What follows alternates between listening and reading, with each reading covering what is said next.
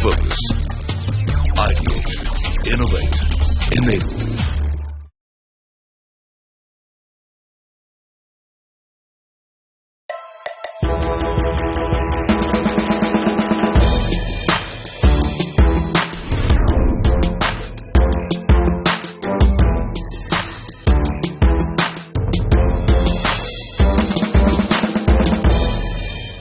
Hello and welcome to another episode of NSE FinWiz, powered by CNBC TV 18 Season 3. Today we are at the corporate office in Mumbai of Mahindra Mahindra.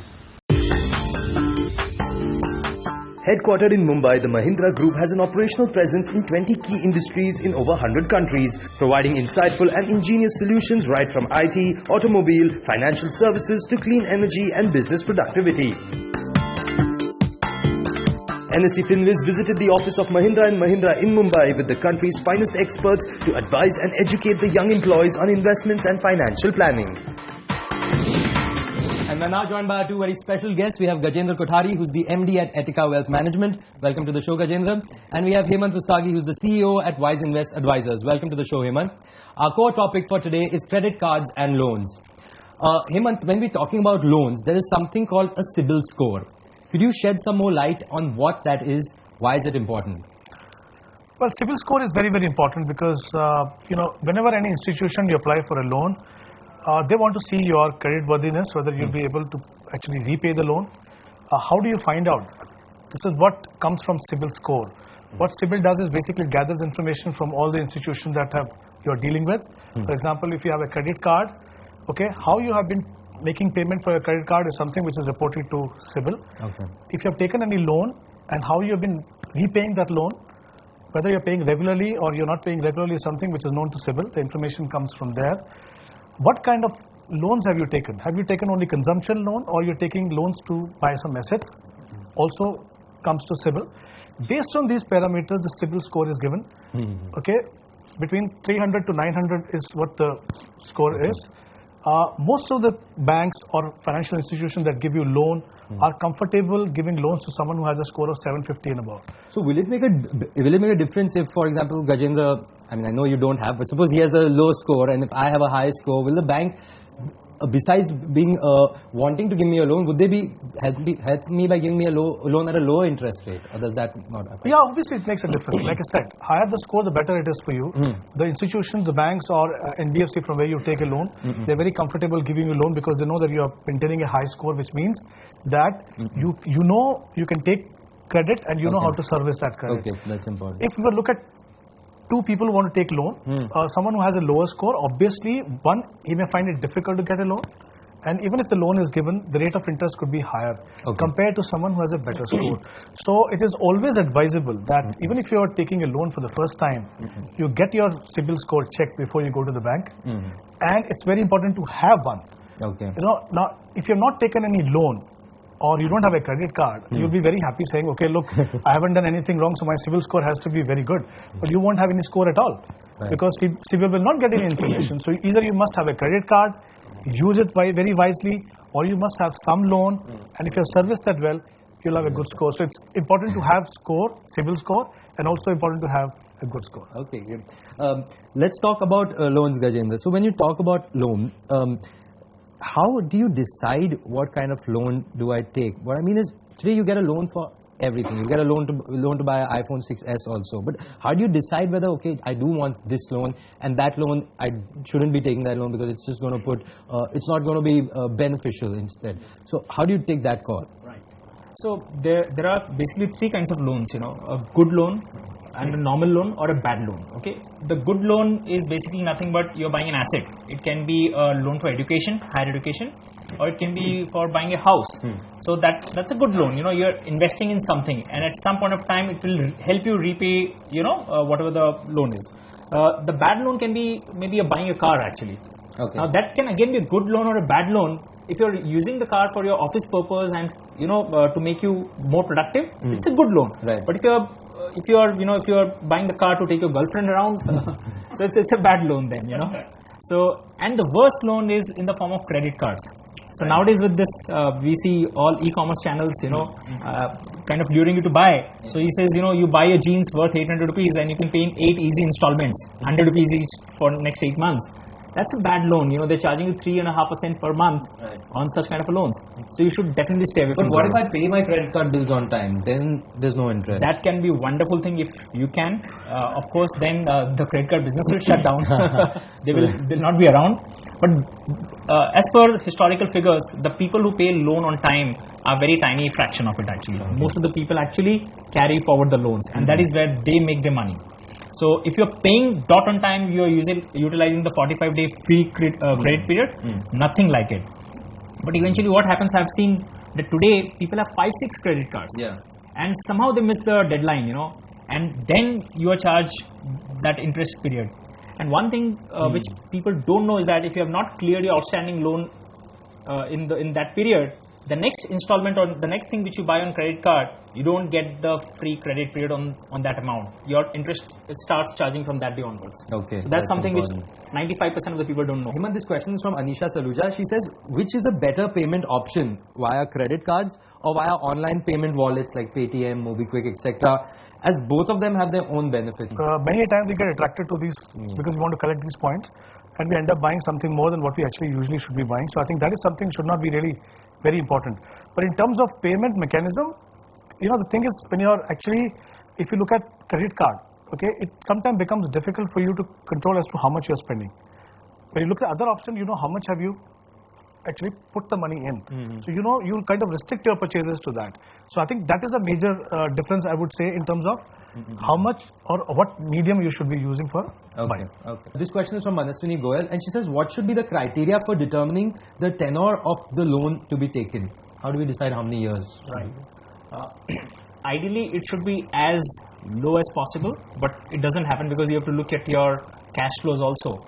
Because always remember, when the EMI chart is drawn out, for the good first 10 years you are only paying interest actually. Very little portion of your principal goes out in servicing the loan.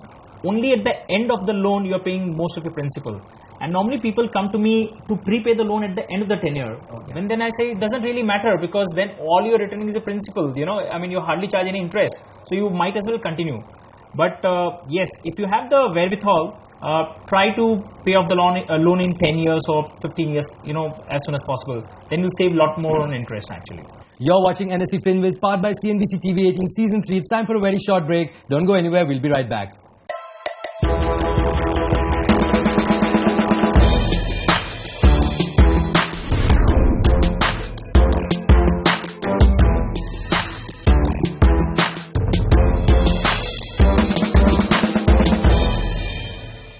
Welcome back. You're watching NSE FinWiz, powered by CNBC TV 18 Season 3. Today we're at the corporate office in Mumbai of Mahindra Mahindra.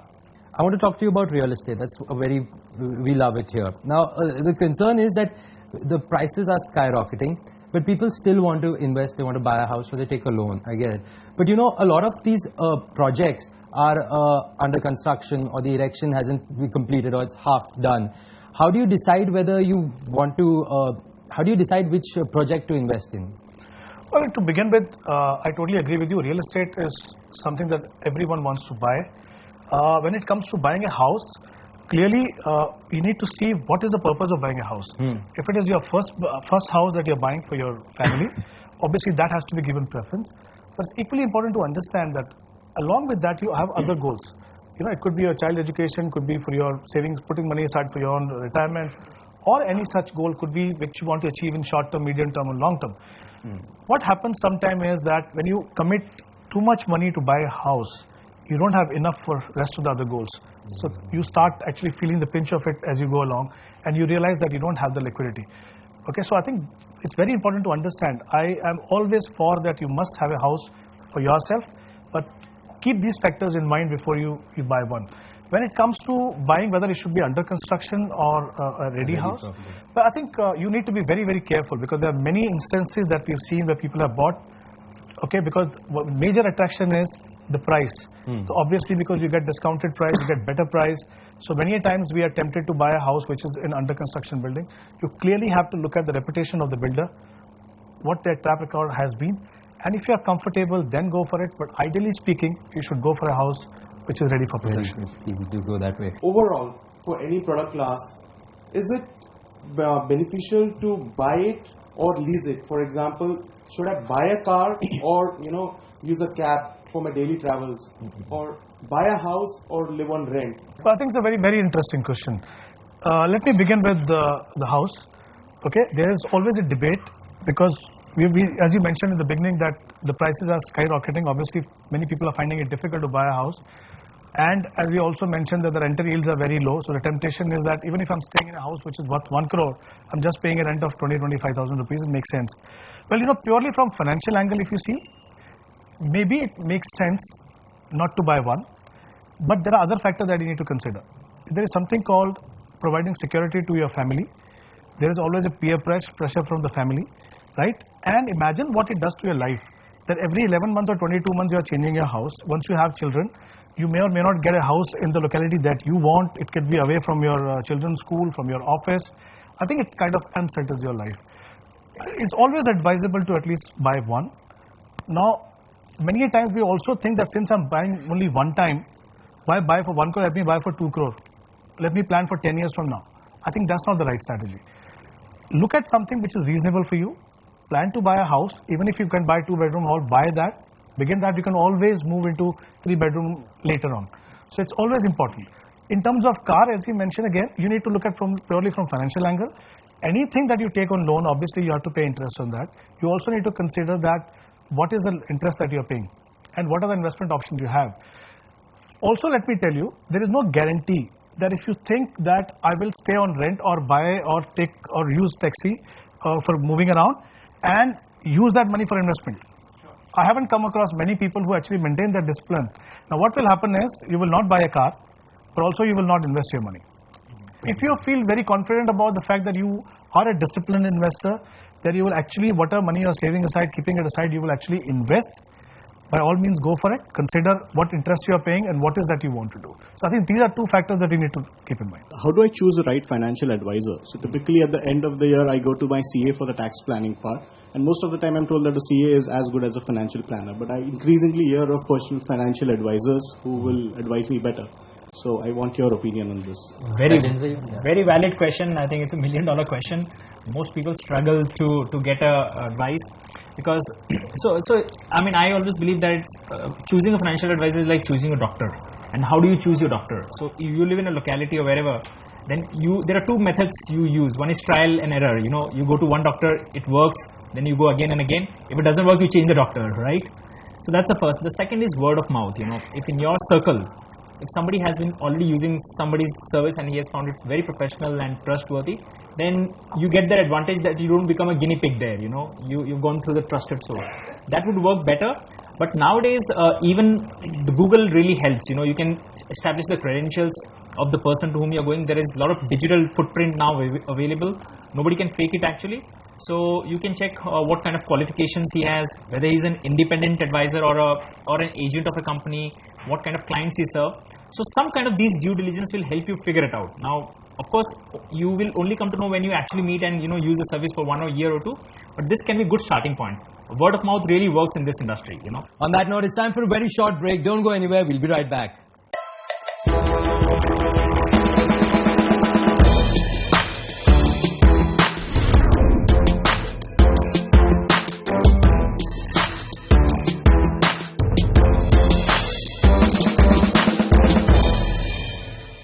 Welcome back. You're watching NSE FinWiz, powered by CNBC TV 18 Season 3. I have two very special guests with me, Gajendra Kotha and Hemant Rustagi.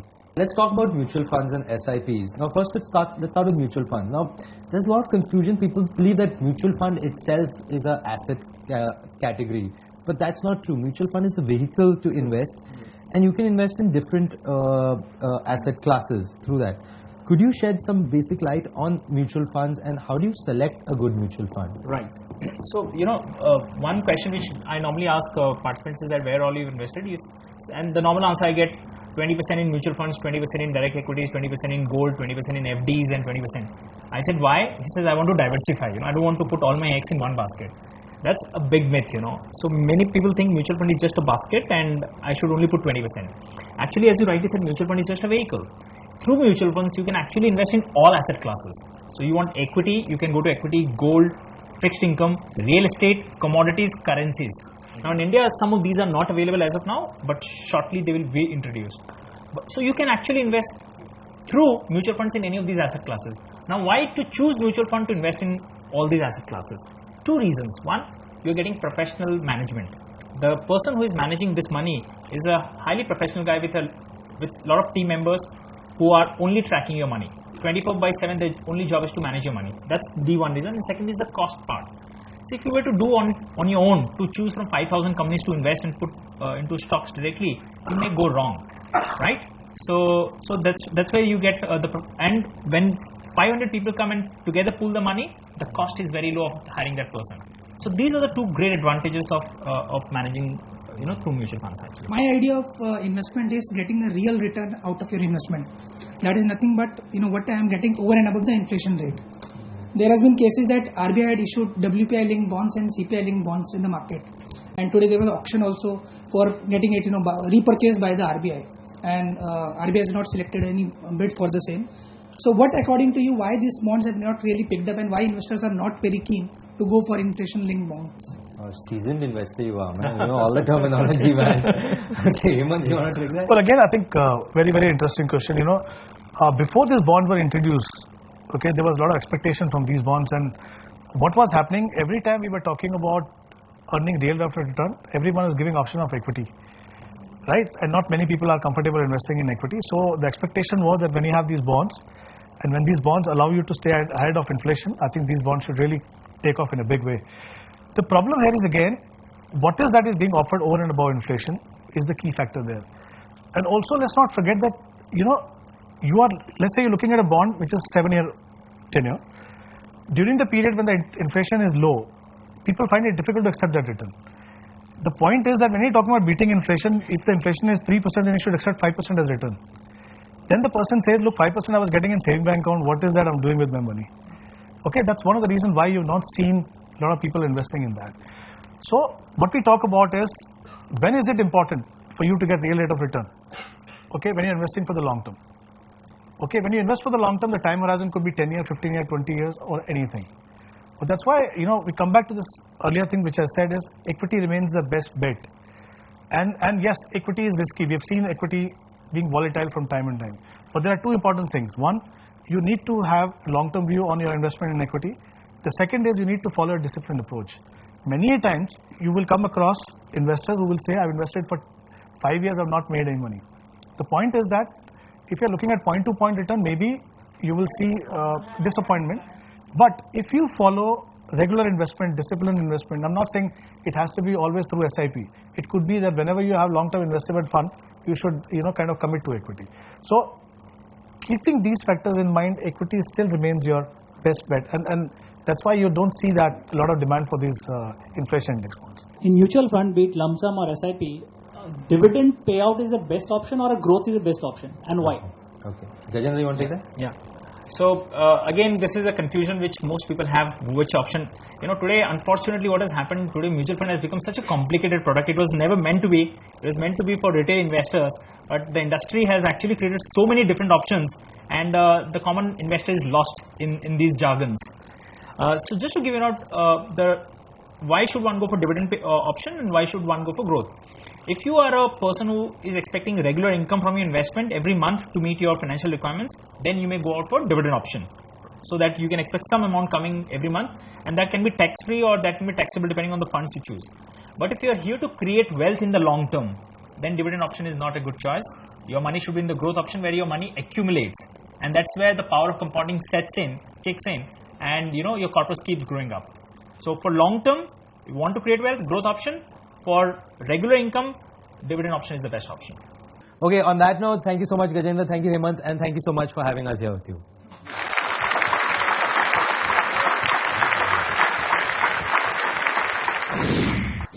This 1.5 hour has been really informative. These are questions that we often struggle with, but we often don't know who to go to and who would be able to address these questions effectively.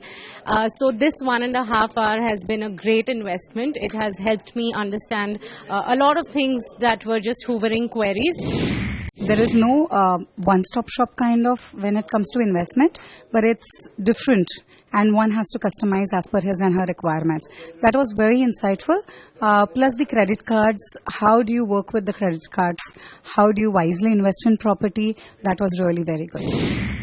Well, that's all on this episode of NSE FinWiz, powered by CNBC TV 18 Season 3. But before we go, here's a chance for you to win a cool goodie bag by answering this viewer question. Which organization in India provides you with credit score and credit report? CIBIL, RBI, Income Tax Department. Send in your answers at fwq@network18online.com. The correct answer to last week's viewer question is option C, funds with long track record. Many thanks to all the viewers who sent in their replies. The winner to episode 11's viewer question are Chanchal Wankade and Nagapradeek Avadhanam. We'll see you next time with another set of young employees at another company. Until then, from the entire team, many thanks for watching.